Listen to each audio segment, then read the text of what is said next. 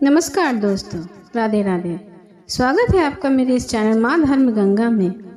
आज हम आपके लिए शीतला माता की कहानी लेकर आए हैं।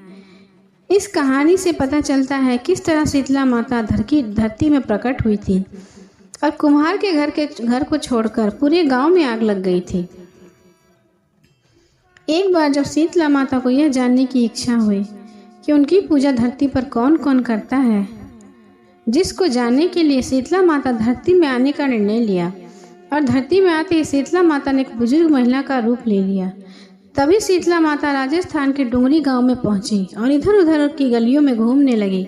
जैसे ही शीतला माता गलियों में घूम रही थी, तभी अचानक से उनके ऊपर किसी महिला ने चावल का उबलता हुआ पानी फेंक दिया।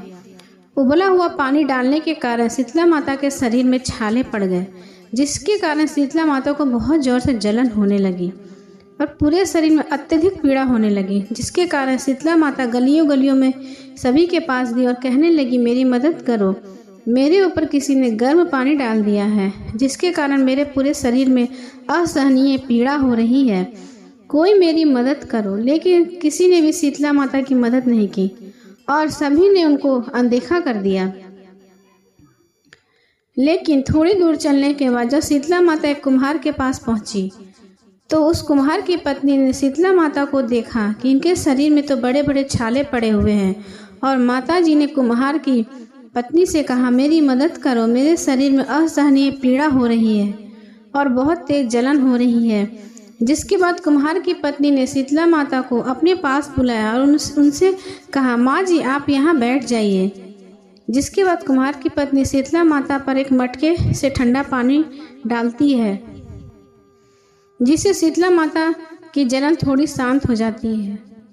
जिसके बाद कुम्हार की पत्नी शीतला माता से कहा, माँ जी मेरे घर में रबड़ी और दही रखी है जो कल रात की है, आप इसको खा लीजिए। जिसके बाद शीतला माता जी कुम्हार की पत्नी के दिए हुए रात का बासी खाना खाती है, जिससे उनके दर्द में आराम मिलता है। जिसके बाद कुम्हार की पत्नी ने शीतला माता से कहा कि माँ जी आपके बाल तो चारों तरफ से बिखर गए हैं, लाइए मैं आपके बाल बांध देती हूँ।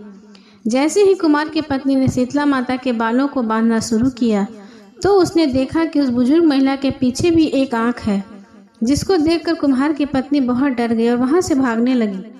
तभी शीतला माता ने कुम्हार की पत्नी को रोका और उनसे कहा कि तुम मुझसे डरो नहीं, मैं शीतला माता हूँ। मैं यहाँ देखने आई थी कि यहाँ पर मेरी कौन कौन पूजा करता है। और ऐसा बोलकर शीतला माता अपने असली रूप में आ गई।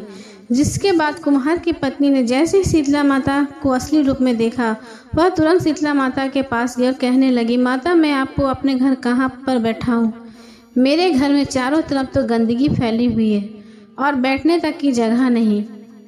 जिसके बाद शीतला माता उस कुम्हार की पत्नी को पाले हुए गधे पर बैठ गई और फिर उन्होंने कुम्हार के घर की साफ सफाई कर कुम्हार के घर की दरिद्रता को एक डलिये में भरकर बाहर फेंक दिया।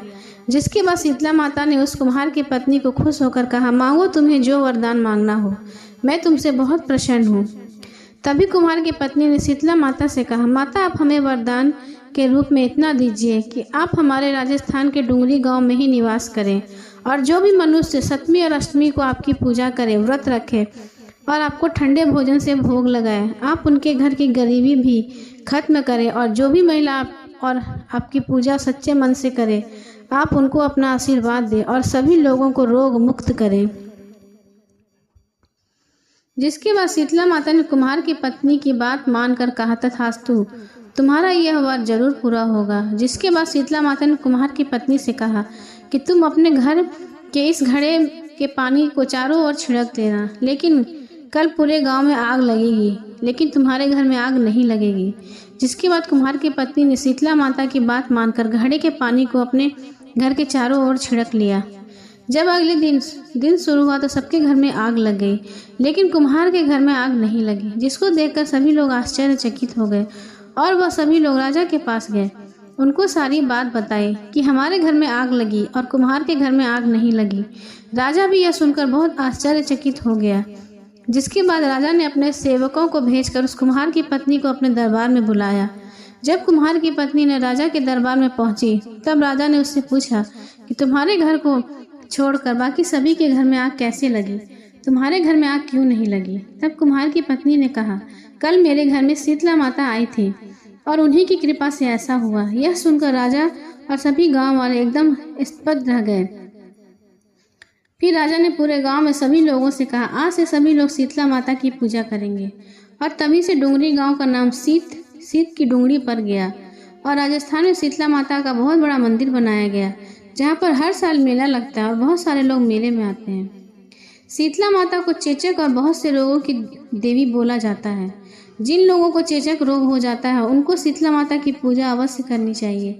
शीतला माता की पूजा करने से सभी को उठकर अपने पानी से गंगा जल मिलाकर उससे स्नान करना चाहिए। स्नान के बाद साफ सुथरे वस्त्र धारण करने चाहिए।